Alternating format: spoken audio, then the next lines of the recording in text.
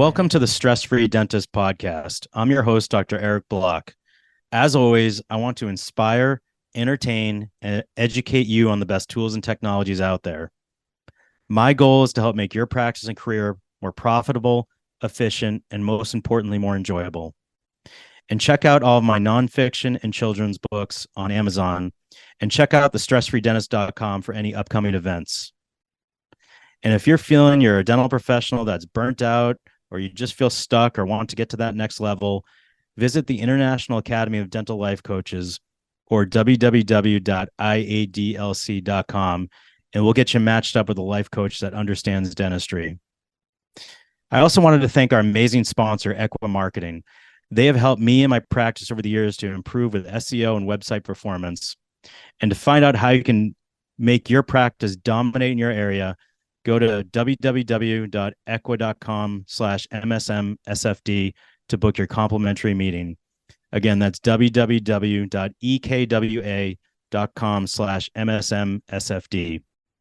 Hey everyone, welcome back to another episode. And today I'm joined by Dr. Ben Bernstein, who is a PhD in psychology. Ben, thanks so much for joining us. I am so delighted to be here. I've been listening to your podcasts, and I am all for the stress-free dentist. So thank you for having me. Yeah, it's great to meet you. And, you call yourself a performance psychologist. Can you tell me exactly what that means and how you differ from a traditional psychologist? Yeah, so I'm happy to. So my focus for the last 45 years has been on human performance. What are the conditions that people, particularly people in high stress, high performance endeavors, occupations, what do they need to really perform at their best under pressure? So thriving under pressure, how to perform. So that's my focus. I work with Olympic athletes. I work with surgeons. I work with lawyers and parents and a lot of test takers of all ages, who crumble when they go to take a test. So I have focused on that. I was trained as a traditional therapist, but I found that psychotherapy, though it gave me a lot of insights and a lot of skills, it wasn't my preferred mode of working. I'm a very active guy. I like to really get in there and just work with people to see what they need to perform at their best. So I developed a performance model that's the subject of my 3 books, and that's what I train people in, whoever I'm working with. Same model, but different circumstances. So it's all about human performance. You just want people to perform I just want people to perform at their best. And it also comes out of my own learning, in terms of my own background and different high stress, pressure, performance situations that I've been in that I had to learn how to handle all of that. So that's the difference. And I don't know other people who call themselves a performance psychologist. I gave myself that because say psychologist, and people usually think 2 things. One is you're diagnosing them as they're speaking, which I am not. And then the other is that you're a therapist. So I'm not diagnosing and I'm not doing therapy. I just want people to perform at their best. That's great. And, dentistry is definitely a high stress, high pressure job. How did you end up working with dentists? Well, it dates back to when I was in graduate school, which feels like 200 years ago. I was at the University of Toronto, and I'm American, but I was doing my graduate work up in Canada, and I needed some real dental work, and I didn't have much money. And somebody said, "Hey, go to the dental school, because you could go." So I went, and I just realized that I had a bunch of dental work in my mouth. My oral hygiene as a kid was not good, ate a lot of sweets, all of that business. And but this was the first time I was in an environment where people were being trained to be dentists, and it was so stressful. It was so high pressure. And I'm now a graduate student in psychology, and I'm looking at these people and thinking, whoa, yay, this is really hard.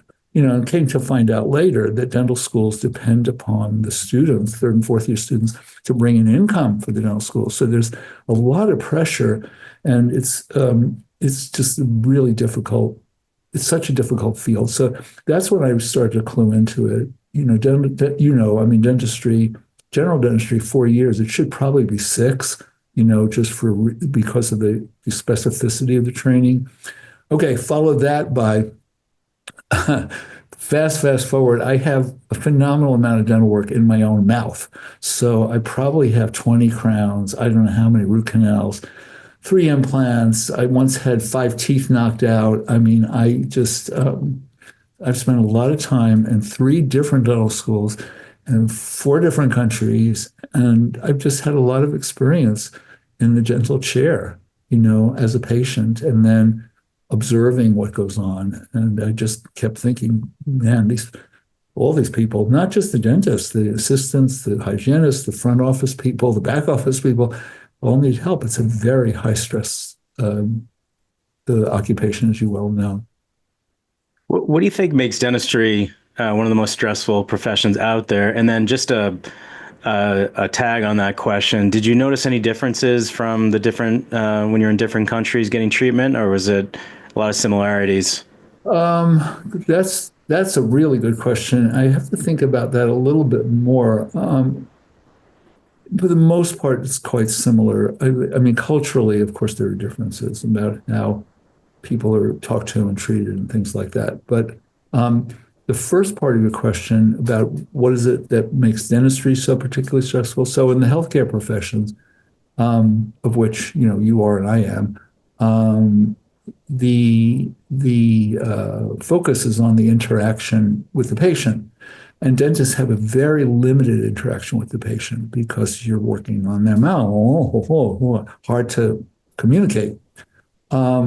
That's one thing. The other thing is, and they're not, in my experience, and now my experience is limited to the dental schools that I've worked in, and I have worked in two different ones. So I can't make this as a categorical statement, and I won't.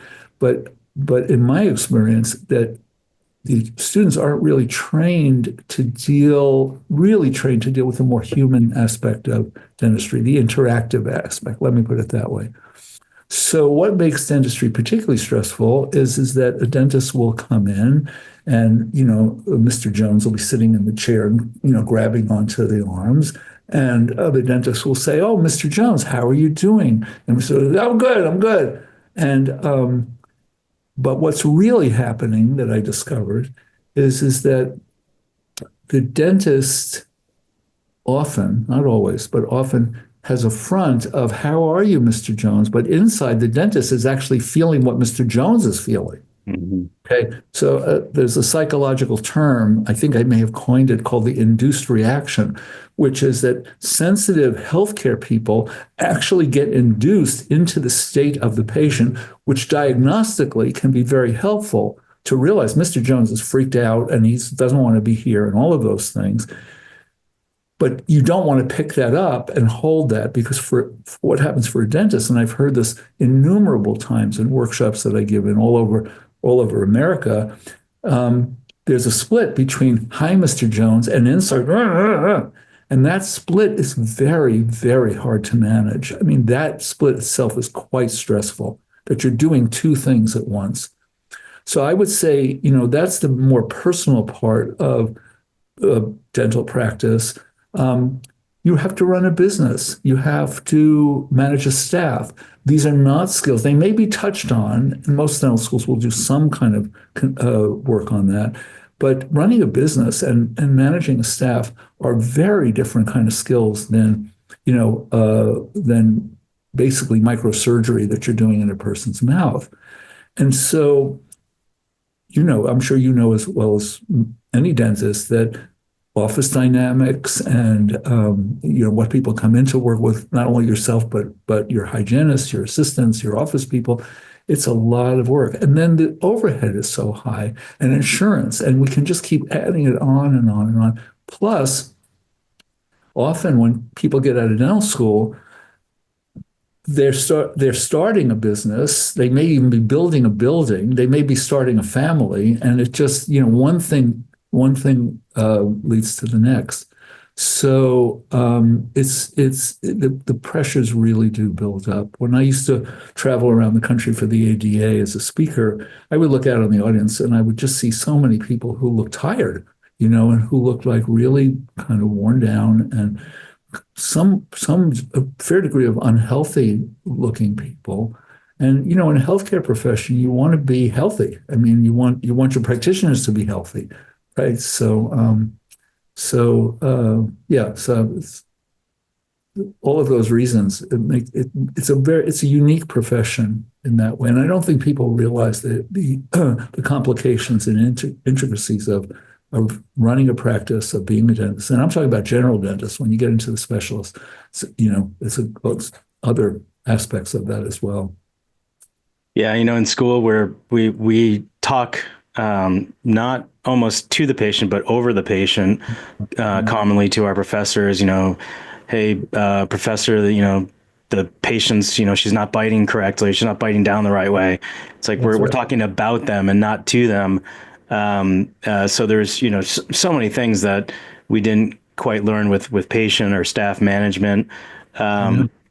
And it definitely came with experience for me. I do wish that I had taken more classes on leadership and public speaking Yeah. and behavior Yeah. management and how to work with staff. And but If when they, you're if in they, school, you want to yeah. just graduate and pass your clinical. Of course you do. Of course you do. That's a fault of our whole education system, which is all geared to getting out, right? It's not really geared to being in. You have two young kids. I'm sure you know what I mean. It's like we're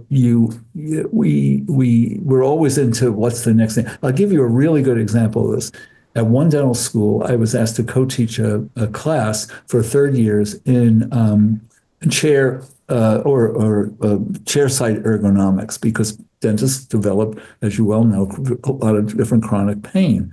And so the dentist faculty member said he was going to take pictures of people in odd, weird positions and talk about that. And then I was going to give students the pointers about how to not take on all that physical stress and duress on their body. It was a great lecture, very animated. It was really involved. Well, wouldn't you know, one student came up to me at the end of the class and said, "How much of this is going to be on the final?" And I was like, "Oh, goodness." My heart just went out to her. It was like, the rest of your life. This is like, but this speaks to your point. We want to move on. We want to get out of here. But so I know there are a lot of good things going on in good dental schools all over the place, for sure. However, you got to complete your requirements and all that. I want to say one other thing to you, or tell you one other thing, if you don't mind. This business about over the patient, I stood by a chair when a student had finished one procedure and had to call the faculty over. I don't think people understand how people get trained in dentistry, but every procedure has to be checked, right, in a list.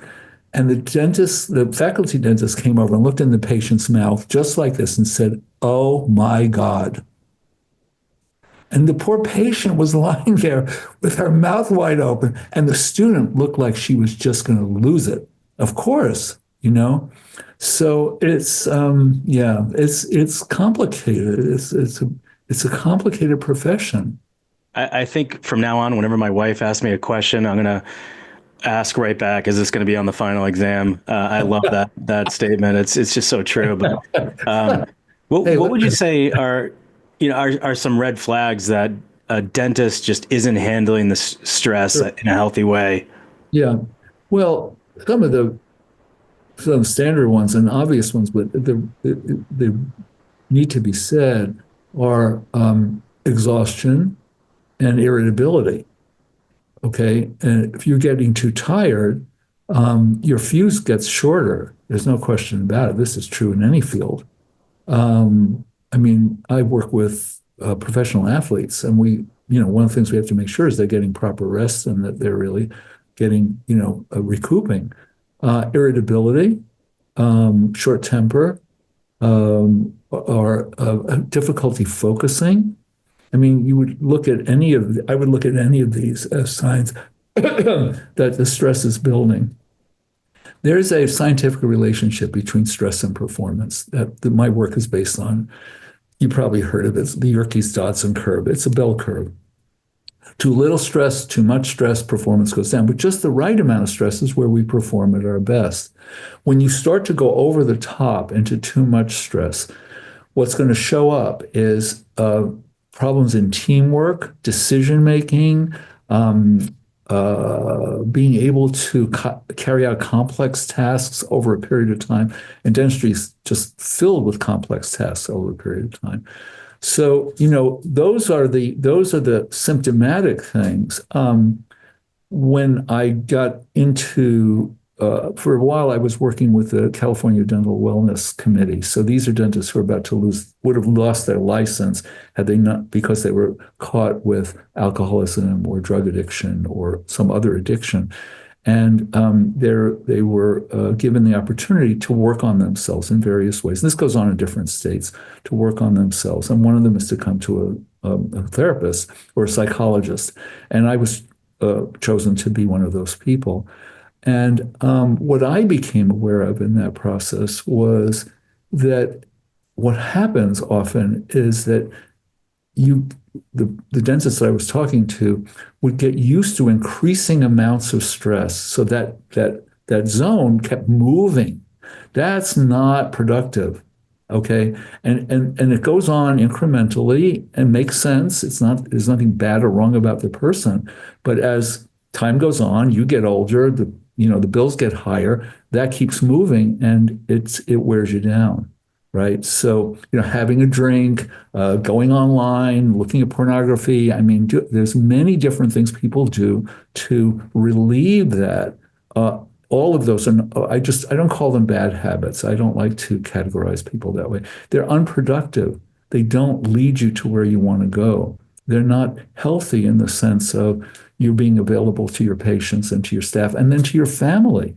Right? So another sign is that there are family problems, issues that are beyond the usual ones of, having a spouse and having kids and having a house and whatever, whatever they are these days. And there are many these days. You want to look for the unproductive behaviors that can keep going if they're not really checked. What are actually some good ways for a dentist to reduce stress? I'll tell you two that come to my mind immediately. One of the most successful dentists I ever met and worked with had a wonderful practice in his practice. In other words, he had a daily practice.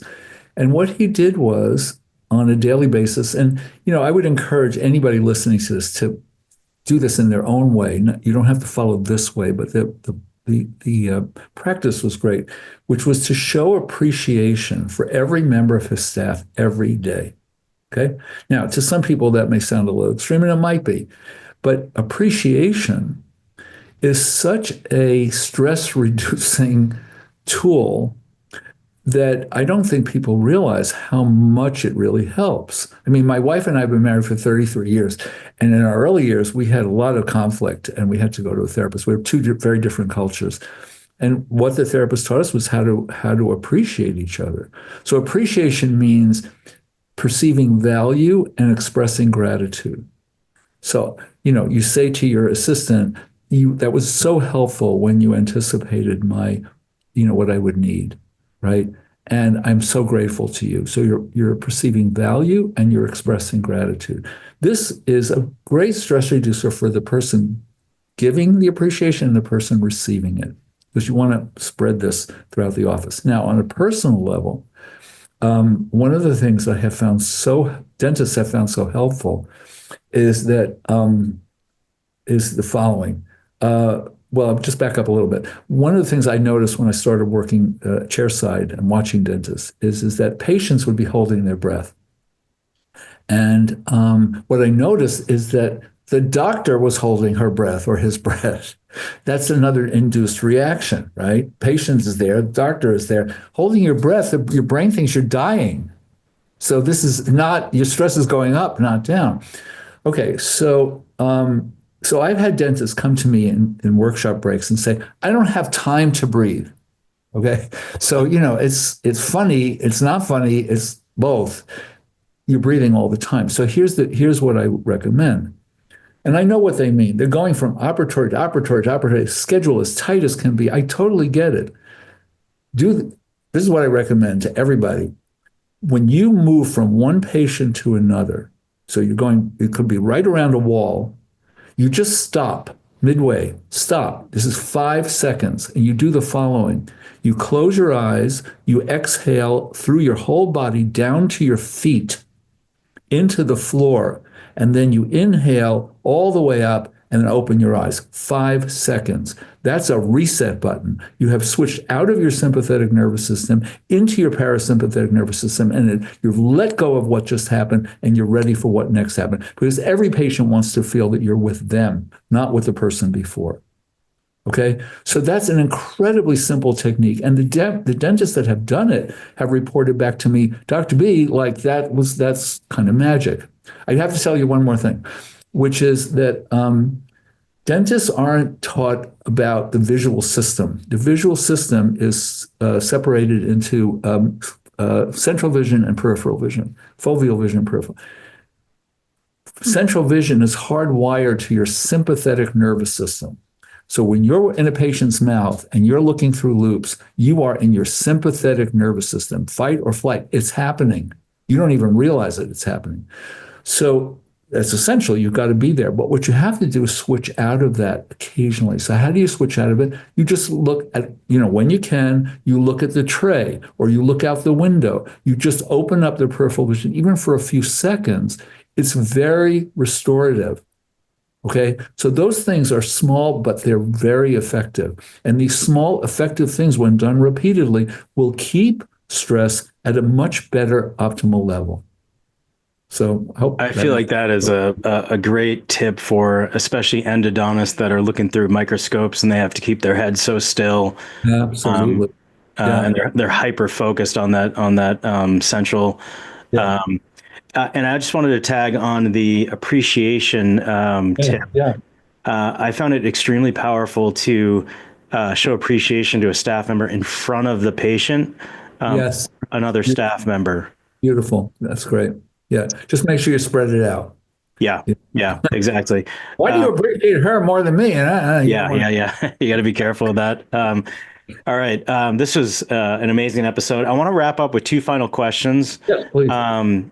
For Dr. B is number one, how do we find out more about what you're up to? And you can leave, an email, phone number, website, where we find your books. And then the final question, what advice would you give to the young dentists out there right now? Sure. So let me start with that, which is the advice, if it's okay with you, with the advice I give to them. Your health is absolutely paramount. You're a healthcare professional.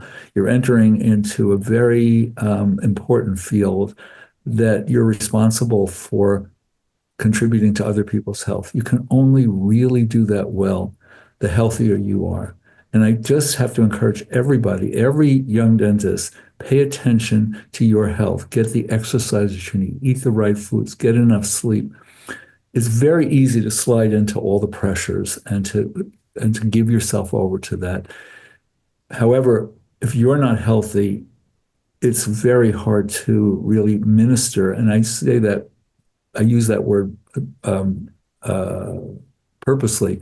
It's really hard to minister to other people fully. And I know this from my own experience. I'm a person who suffered from 2 serious addictions for years ago, still in recovery, still go to 12-step meetings. The healthier I've gotten over the years, my work gets better and better and better. Take care of yourself. Okay. So about what do you have to say about that, Eric? I got to ask you that. I think that's great. And guess what else? Burnout, it ain't good for business. If you're a stressed out, burned out dentist, you're not going to be productive. So it's win-win for your mental health and your productivity. Exactly. So let me say one more thing about that, which is we talk about mental health, physical health. We don't talk about spiritual health. And I'm not bringing in religion here. I'm bringing in the human spirit Human spirit is what fires you up. That's what makes you want to be a great dentist.